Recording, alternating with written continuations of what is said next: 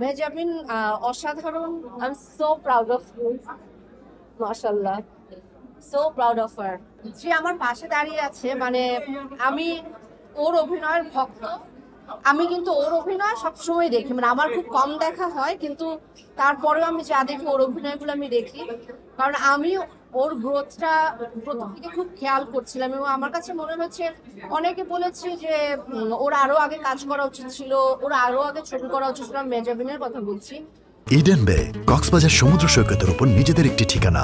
মাত্র ৫ লাখ টাকায় আপনিও হয়ে যেতে পারেন এই হোটেলের মালিক। ইডেন বে, আ কনসার্ন অফ ভাইয়া হোটেলস। কিন্তু ও এমন একটা পরিপক্ক সময়ে এসে অভিনয়টা করেছে, এবং এমন একটা ছবি দিয়ে আমার মনে হয় মানুষ হিসেবেও একটা মানে মানে একটা জার্নির প্রয়োজন আছে, এবং সেই জার্নিটাও কমপ্লিট করেছে। সেই জন্য এরকম ছবিতে এরকম ভালো অভিনয় করতে পেরেছে।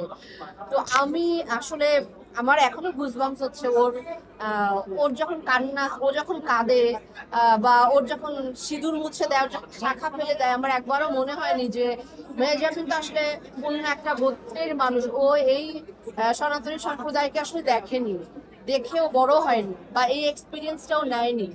কিন্তু একজন অভিনেতার আসলে সবচেয়ে বড় জায়গা বোধহয় এটাই। আর শেষে আসলে কিছু বলবার নেই, তবে শেষে যেই মেসেজটা আছে আসলে সেটা সবচেয়ে বড় মেসেজ আমার মনে হয়। এর উপরে আর কোনো মেসেজ হতে পারে যে আমরা সবাই মানুষ, এবং এই সময়ে এসে এরকম একটি ছবি, এরকম মেসেজ খুব দরকার বলে আমার মনে হয়েছে। সম্রাটকে আমার মানে এত বিলিভেবল লেগেছে। এটা আসলে খুব ভালো একটা স্ক্রিপ্ট না হলে, চিত্রনাট্য না হলে এটা সম্ভব হয় না সবার এত এনগ্রসড হয়ে অভিনয় করা। ছবিটা অসম্ভব এনগ্রসিং।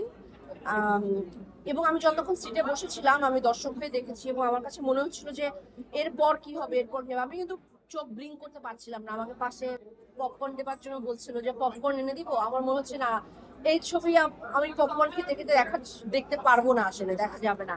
আর সবশেষে আমি মেহজাবিনের কথা বলবো, যার মালতীর কথা বলবো। ইনফ্যাক্ট আমার কাছে এখন ওকে মালতী হিসেবে আমি ওকে ওর জার্নিটা আবার শুরু করবো, এবং আমি চাই যে ওকে আরো এরকম খুব অর্থবহ ছবিতে আমি আরো এরকম দেখতে চাই, অনেক অনেক বেশি দেখতে চাই। কারণ ও যা এক্সপিরিয়েন্স, আমি বারবার এটাই বলছিলাম যে ও কবে এত এত পরিপক্ক একজন অভিনেতা হয়ে দাঁড়িয়েছে আমি নিজেও বুঝতে পারিনি। কিন্তু আমি ওর গ্রোথটা আমি সবসময় খেয়াল করতাম। অসাধারণ করেছে, অসাধারণ করেছে, এবং আমি ওর তো একটা ফ্যান ফলোয়ার্স আছে। এছাড়া আমি বাংলা ছবির যত দর্শক সবাইকে বলবো, আপনারা হলে এসে ছবিটি দেখেন। আপনারা আপনারা এনজয় করবেন, আপনারা এন্টারটেইনও হবেন। কারণ দুঃখ, কষ্ট, আনন্দ সবকিছু দিয়ে কিন্তু এন্টারটেইন হওয়া যায়। মেহজাবিন অসাধারণ। I am so proud of you. মাশাআল্লাহ, so proud of her. You deserve it. Thank you.